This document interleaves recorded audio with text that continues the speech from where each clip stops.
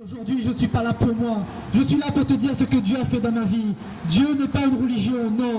Dieu est un être comme toi et moi. Il a un cœur et il attend que tu ouvres ton cœur pour qu'il puisse pénétrer ton cœur afin de changer ta vie. Car si tu perdures dans le péché, c'est la mort qui t'attend. Je suis venu te dire que Jésus-Christ a vaincu la mort. Il a vaincu le péché et il veut te sauver, te donner la vie éternelle. Jésus-Christ, c'est le seul qui peut te donner la vie éternelle. Car aujourd'hui, tu peux mener ta vie comme bon te semble. Mais un jour, tu auras rendez-vous avec la mort. Laisse-moi te dire, tu auras rendez-vous avec la mort. Ça peut être à n'importe quel moment. Ça peut être tout à l'heure. Ça peut être demain. Sache que ta vie, tu ne la contrôles pas. La Bible dit que Dieu tient ton souffle dans sa main. Si tu entends ce message aujourd'hui, c'est pour que tu puisses te repentir.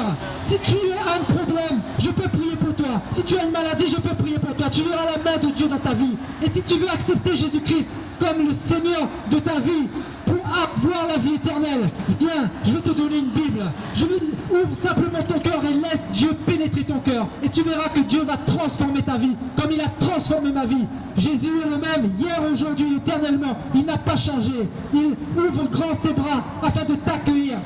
Il faut que tu sortes du péché, de la masturbation, de l'adultère, de la fornication, du péché, car c'est le péché qui te tue. Le péché emmène en enfer.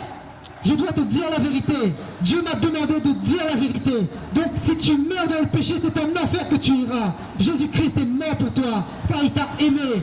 Tu ne peux pas te fier qu'à toi, car tu ne maîtrises pas ta vie. Le souffle de vie qui entre en toi et qui sort, que tu inspires et que tu expires, tu ne le maîtrises pas. Alors ne résiste pas à la parole de Dieu. Recherche-moi le Seigneur. Je ne suis pas venu te dire que mon Dieu c'est le meilleur, mais je suis venu te dire que le Dieu que je prêche, c'est quelqu'un que j'ai rencontré, que j'expérimente.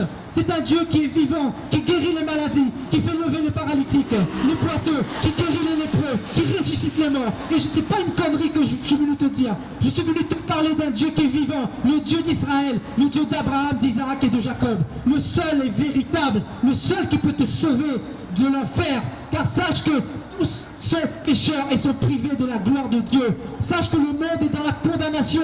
On a vécu des guerres depuis le commencement de l'humanité. Des guerres et des guerres, parce que c'est la religion qui nous emmène dans le chaos. Jésus n'est pas une religion. Jésus est quelqu'un comme moi et toi. Mais par ton péché, tu ne peux pas atteindre le Seigneur, car le péché met une distance, une séparation. Car notre Dieu est saint. Le Dieu d'Israël est saint. Le Dieu d'Israël est saint. Et il s'appelle Jésus-Christ. Jésus-Christ n'est pas une dénomination, n'est pas une religion. Si tu vas rencontrer Jésus-Christ dans le catholicisme, tu seras déçu. Car Jésus-Christ ne se confond pas avec les idoles. Il est saint et sa parole est véritable. Sa parole est esprit et vie. Et il va te juger selon sa parole. Donc si tu perdures dans le péché aujourd'hui, mon frère, ma soeur, laisse-moi te dire que sera devant le Dieu qui a fait le ciel et la terre au jugement dernier. Mais Dieu a une bonne nouvelle pour toi. La bonne nouvelle, c'est Jésus-Christ. La bonne nouvelle qui peut te justifier, qui peut te pardonner tes péchés. Car tous ont péché. Par Adam et Ève, le péché est rentré dans l'humanité. Je vais te donner l'explication pourquoi nous sommes dans le chaos aujourd'hui et pourquoi bientôt nous nous en allons vers une troisième guerre mondiale. C'est tout simplement parce que Adam et Ève ont consommé le péché. Et le péché est génétique. Le péché a été transmis à l'humanité tout entière. Mais Jésus-Christ, Dieu lui-même, il est descendu de son trône pour nous justifier, pour nous racheter, pour nous redonner le statut qu'on avait perdu dans le jardin d'Éden. Peut-être tu me prends pour un fou, mais je peux te dire, fais l'expérience. Demande un soir, demande à Dieu qui est le véritable Dieu. Il te dira si c'est l'islam, si c'est le bouddhisme. Car notre Dieu, il est vivant. Notre Dieu, il est vivant. Il s'appelle Jésus-Christ. Il attend simplement que tu ouvres ton cœur, que tu ouvres ton cœur afin qu'il puisse pénétrer et qu'il puisse changer ta vie.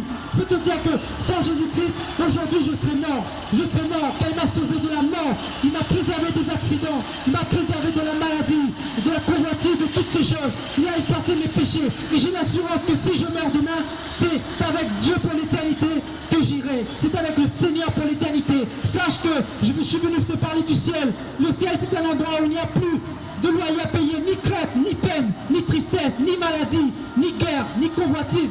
le ciel est saint, c'est un endroit qui existe. Et Jésus-Christ demeure sur le trône, et il voit chaque individu sur la surface de la terre. Les yeux de Dieu sont comme une caméra. Sache que un jour tu passeras devant le jugement. Alors aujourd'hui, remets-toi en question. Je ne veux pas que tu viennes à une religion. Non, je veux simplement te parler du Dieu qui t'a créé, qui t'a façonné, qui t'a donné la vie. Regarde la perfection, regarde la nature, regarde le ciel, la lune, les étoiles. Regarde l'être humain, comment il est composé, comment il est bien fait. C'est Dieu qui nous a créés. Et tu ne peux pas dire qu'il n'y a point de Dieu. Car nous n'avons pas été issus du singe ou du ping-pong. C'est Dieu par sa puissance. Nous qui sommes limités. Il y a la jeune fille là, tiens, c'est beaucoup intéressant. Car Dieu est illimité. Non, il parle de la jeune fille, tiens, nous, par notre propre raisonnement, nous sommes dans la confusion, et nous mourons comme ça parce que le Seigneur a dit en Osée 4:6, mon peuple périt par manque de connaissance, car le peuple ferme son cœur à la parole. Dieu veut accueillir tout le monde, mais malheureusement les gens sont endurcis, les gens s'endurcissent, et malheureusement beaucoup vont en enfer.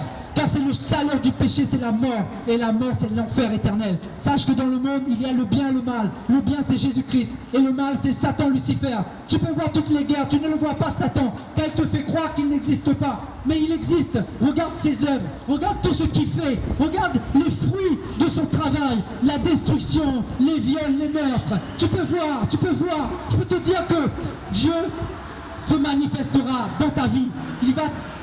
Il va répondre à toutes tes questions, à toutes les questions que tu te poses. Mais ouvre simplement ton cœur, car Dieu veut se révéler à toi. Dieu veut se révéler à toi. Alors si Dieu t'a touché aujourd'hui, je sais que tu es là, Dieu t'aime, Dieu te voit. Je sais que tu m'entends, tu entends le message.